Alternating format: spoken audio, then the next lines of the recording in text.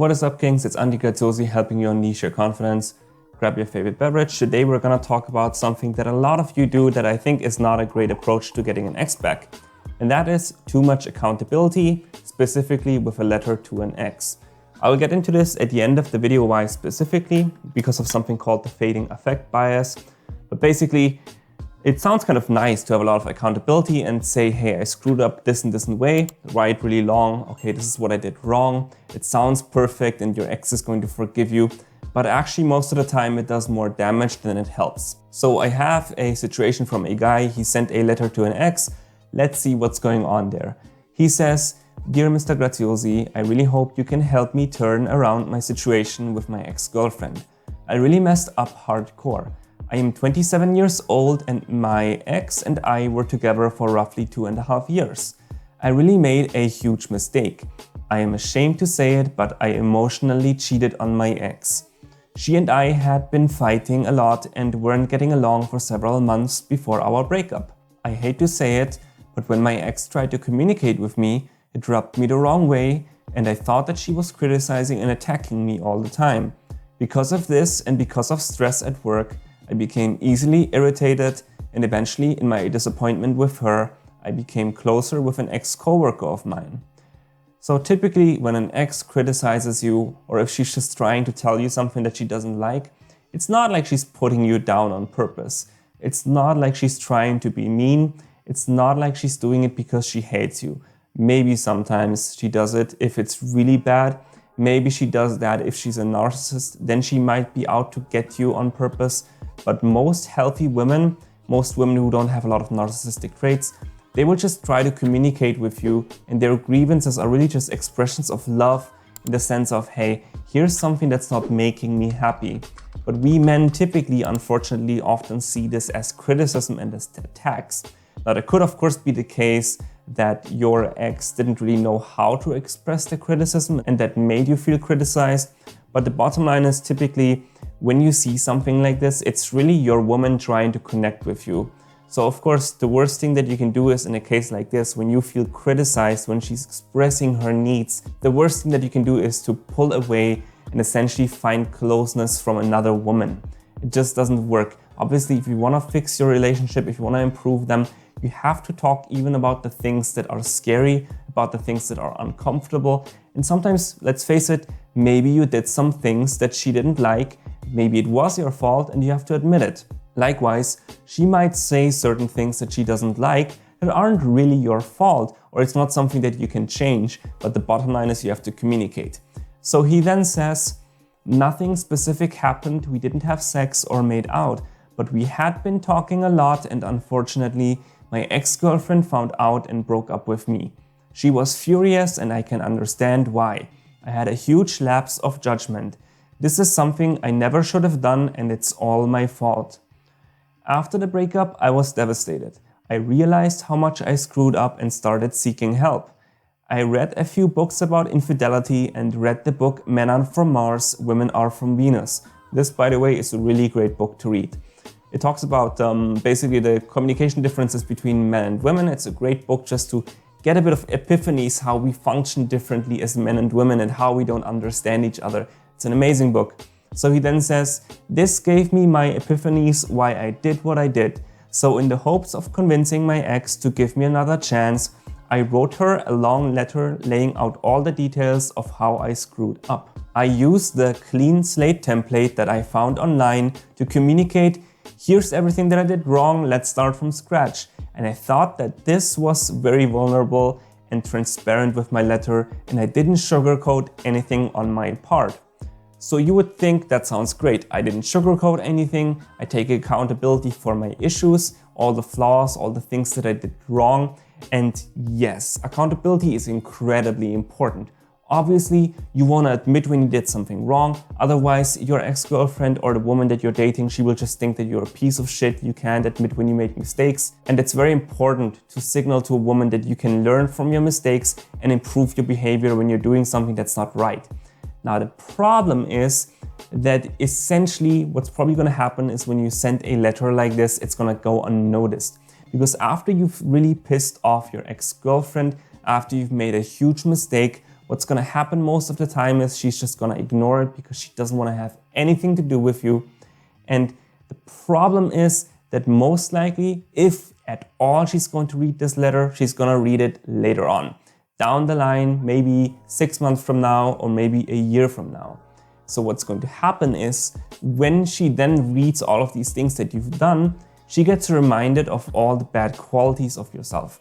So there's this thing called the fading effect bias. It's a psychological principle that essentially suggests over time, negative emotions or memories, they fade more than positive emotions. So over time, your ex is going to remember the positive stuff with you much more than the negative stuff. So she's gonna kind of forgive you by herself over time.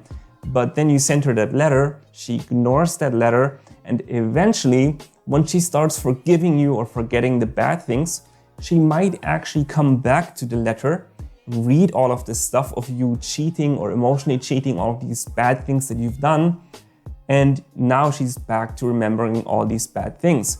Now, obviously, I'm not saying that you shouldn't be held accountable. This is what kings do. Kings hold themselves accountable to be better men. This is what my channel is all about. It's about unleashing the king within, and you wanna say the things that you did wrong. You wanna become a better man. But I think a long letter is not the right way to go about this. You wanna have a little bit short accountability, yes, a short message here and there, but that's it. You don't wanna basically turn yourself into a beta male who is begging for her to come back, because that's essentially what a long letter like this is. So anyway, he then says, I took full accountability for how I messed up and sent her the letter via email. After I sent her the email, I sent her a long message also through Messenger to let her know how I felt and that I wanted to make things right. But she never got back to me about the message. She just read my message and then never replied.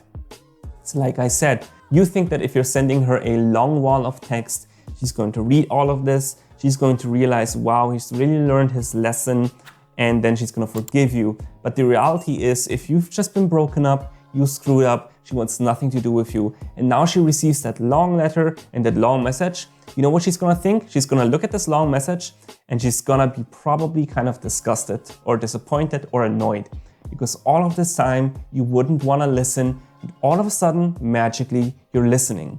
And she's going to think the only reason why you are listening is because you want her back. And of course, that is partly the reason, of course. Now, you also clearly think that you did something wrong, you've learned from your mistake, and you probably don't want to repeat this ever again.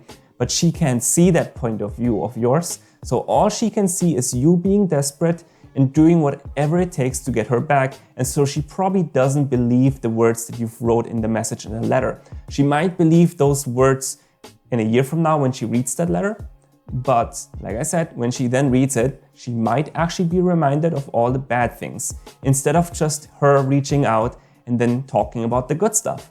So he wraps it up saying, now I don't know what I should do. It's been over 2 months since I have sent my heartfelt apologies, and she didn't even acknowledge that I sent the letter. It hurts a lot to see her being so cold. It feels like I tried everything now. Even after pouring my heart out on paper, nothing seems to reach her. What can I do for her to stop ignoring me and giving me another chance? Please help me.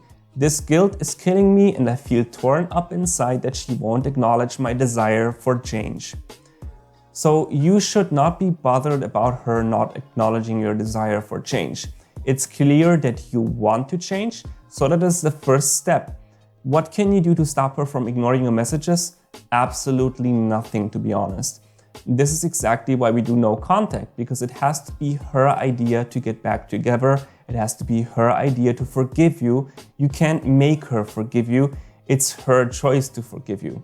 Now you've already expressed that you're sorry. Maybe she's gonna see this later on and she's going to have a change of heart. But the most likely reason why she's going to have a change of heart is actually that over time, like I said, she's going to forget all of the negative things and then she's going to reach out. And when she reaches out, she wants to know, have you changed?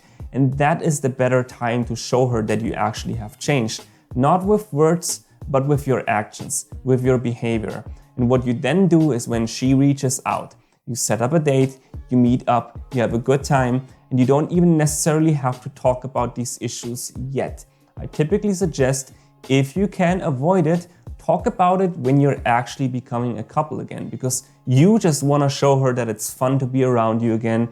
You want to show her that you have changed, that you can treat her right, and eventually, most likely, it's actually her who's going to bring it up. And then all you have to do is to explain exactly what you just sent her in that letter, the lessons that you've learned and how you've been reflecting. And you said it yourself. You read this book, Men Are From Mars, Women Are From Venus. So show her that you've read this book. How many men go through the trouble of reading books like this? There are actually studies on this that suggest that women read most of the relationship books out there. At least the percentage is much higher. I forgot the exact percentage, but it's definitely much higher for the women compared to the men. Makes sense, because women care much more about relationships and connection than men do. So a man who actually learned his lesson and picks up a relationship book and tries to figure out how can he do things better in his relationship, that is quite rare. That's exceptional. That's a true king. That's the kind of man that you can stick around with long term. You made a mistake, but now you're proving that you can do better. So all you have to do is give it some time. I know you're trying to think of ways of how you can resolve it. The clean slate letter, the good memory text, sending her random messages, it won't have any effect. The only effect it's gonna have is if she can see that you've changed. And the way that she's going to see that is if she can see you as a changed man. A happy man who's taking accountability, but not in the sense of pushing it on her. She just wants to probably spend time on her own. Maybe she's gonna date someone else, and she's gonna probably, from occasion to occasion, look at your social media profile, look at what are you up to, trying to figure out, have you changed? And the most likely way how you can improve your chances with her is not to become a beta male. I know accountability is great, but you don't want to go down on the floor and beg for her to come back. And that's kind of how a letter feels to an ex. So typically, it's much better if you just very calmly tell her your lessons and the things that you've done wrong, rather than seeming kind of desperate and weak and needy.